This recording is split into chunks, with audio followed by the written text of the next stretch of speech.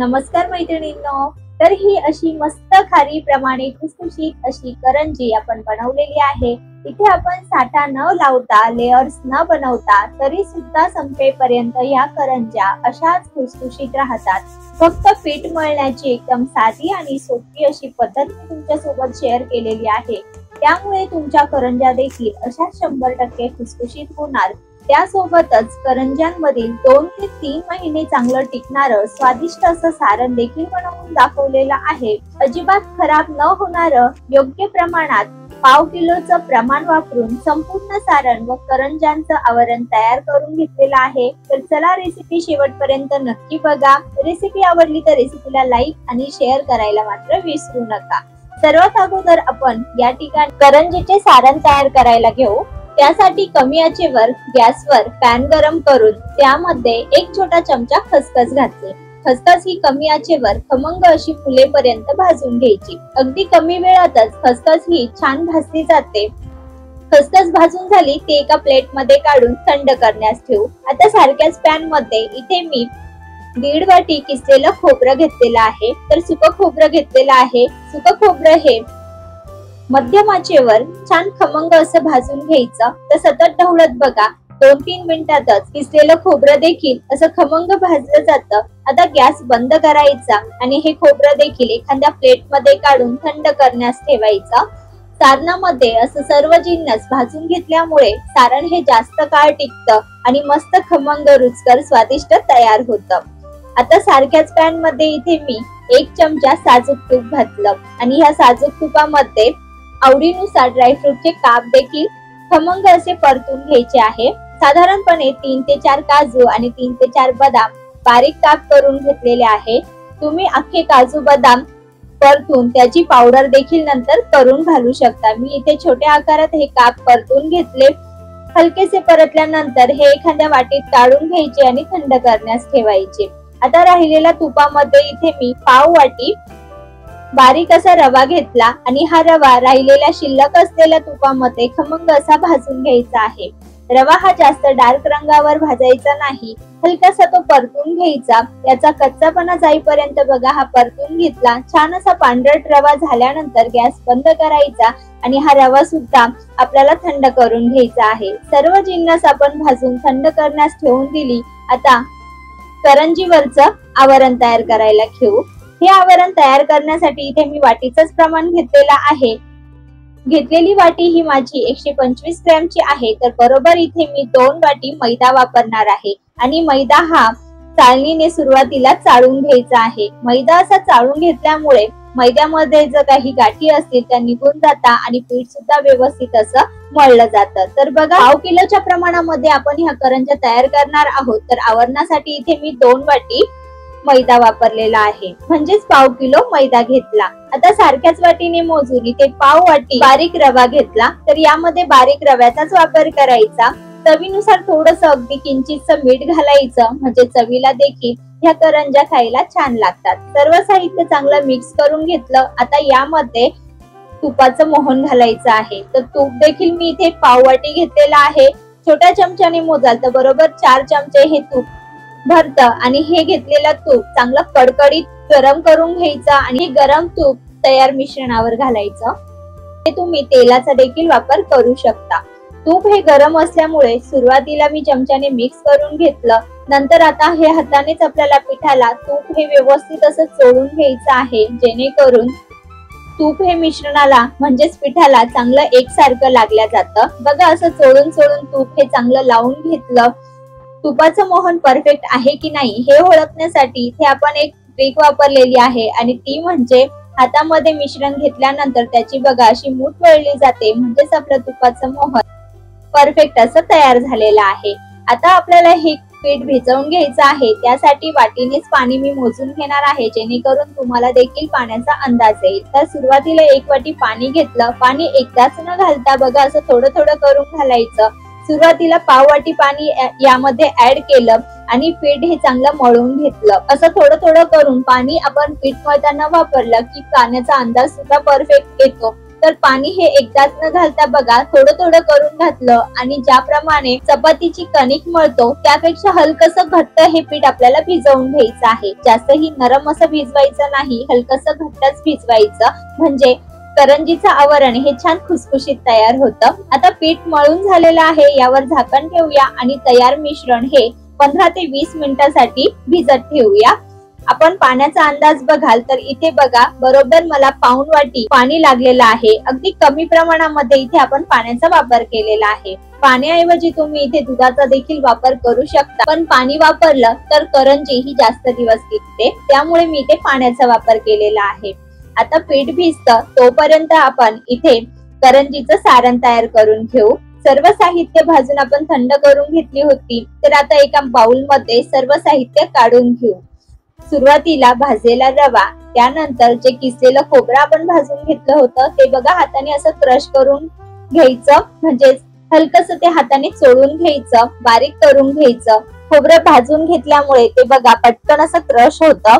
त्यानंतर यामध्ये परतलेले dry fruits, भाजलेली खसखस आणि परफेक्ट अशा गोडीनुसार अर्धा वाटी पिठी साखर। तर पिठी साखर ही मी घरीच दळून घेतली, त्यामुळे पिठी साखर दळताना यामध्ये मी वेलची देखील दळून घेतलेली आहे आणि अधिक फ्लेवर साठी यामध्ये थोडंसं जायफळ हे किसून घालायचं, त्यामुळे खायला देखील ही करंजी छान अशी चविष्ट लागते। आता घातलेले सर्व जिन्नस व्यवस्थित असे मिक्स करून घ्यायचे, हाताने छान चोळून घ्यायचे। तुम्हाला जर करंजी जास्त गोड हवी असेल तर तुम्ही इथे पाऊण वाटी पिठी साखरचा देखील वापर करू शकता। तर बघा अगदी परफेक्ट असं स्वादिष्ट आपलं करंजीचं सारण तयार झालेलं आहे। तुम्ही हे सारण हवाबंद डब्यामध्ये ठेवून 2 ते 3 महिने आरामशीर ठेवू शकता, अजिबात खराब होत नाही आणि पाहिजे तेव्हा करंज्या बनवून खाऊ शकता। आता सुरुवातीला भिजत ठेवलेलं पीठ सुद्धा छान नरम झालेलं आहे। आता ते थोडंसं आपण पुन्हा एकदा मळून घेऊ, म्हणजे छान सॉफ्ट असं हे पीठ तयार होईल आणि ज्या आकाराचे आपल्याला करंज्या बनवायचे त्या आकाराचे गोळे तयार करून घेऊ। तर एकदाच मी सर्व गोळे तयार करून घेतले, म्हणजे एकसारख्या करंज्या तयार होतात। तयार मिश्रणाचे साधारणपणे मध्यम आकाराच्या 18 ते 20 करंज्या नक्कीच तयार होतात। तर बघा सर्व गोळे इथे मी तयार करून घेतले, एक गोळा काढून घेतला आणि यावर पुन्हा झाकण ठेवून घेतलं, किंवा हे गोळे ना असे झाकून ठेवायचे, म्हणजे पीठ हे कडक होत नाही।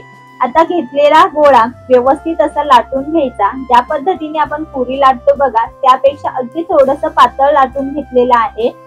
तर हे करंजीचं आवरण थोडंसं जाडच ठेवायचं, खूपच पातळ करायचं नाही, नाहीतर मग तळताना करंजी ही फुटते। आता हे मी लाटून घेतलं, यामध्ये साधारणपणे चमचाभर सारण पुरेसं असतं, तर चमचाभर सारण घातलं, व्यवस्थित ते असं सेट करून घेतलं। बघा तर दाखविल्याप्रमाणे सारण हे मध्यभागी ठेवून घ्यायचं, कडेला पाणी किंवा दुधाचा हात लावायचा, म्हणजे सारण हे बाहेर निघत नाही। आणि आता दाखविल्याप्रमाणे करंजी ही फोल्ड करून घ्यायची। तर अगदी साध्या सोप्या पद्धतीने मी तुम्हाला इथं करंजी घरच्या घरी कशी बनवायची हे सांगितलेलं आहे। बोटाच्या मदतीने किंवा अंगठ्याच्या मदतीने व्यवस्थित ह्या कडा प्रेस करून घ्यायच्या, दाबून घ्यायच्या।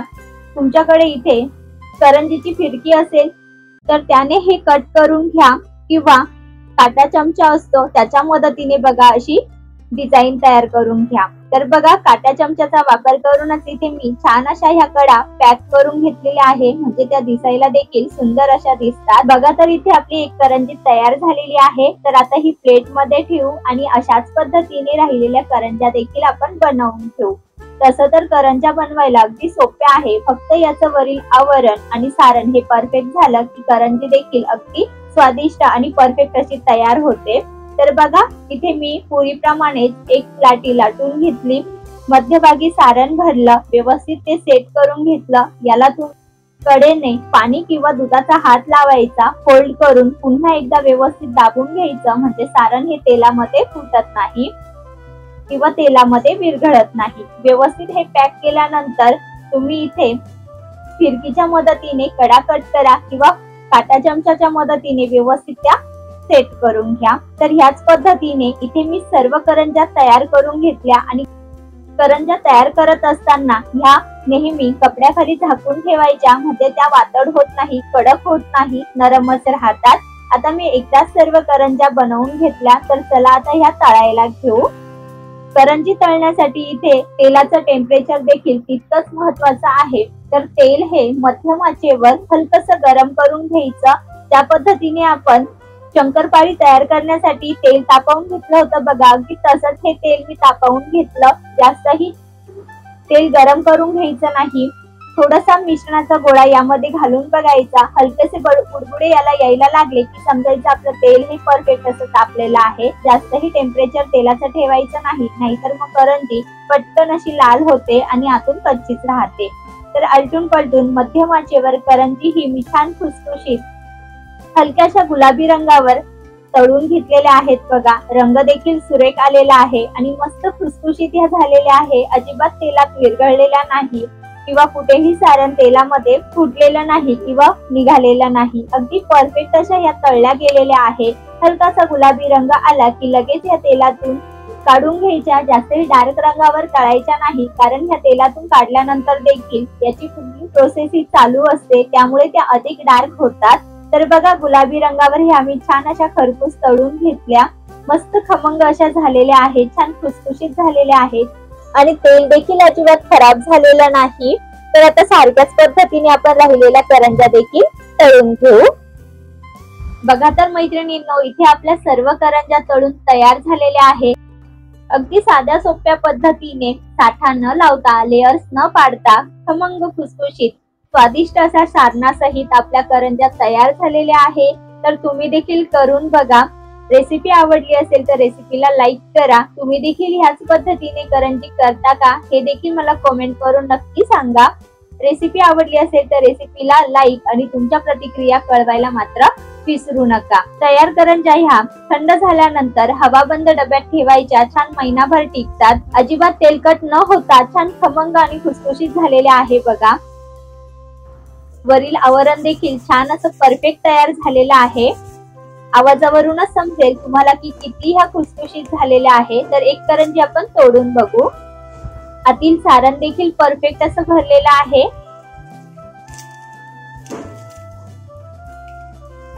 मस्त खुसखुशीत आणि चवीला देखील तेवढ्याच ह्या छान तयार झालेल्या आहे।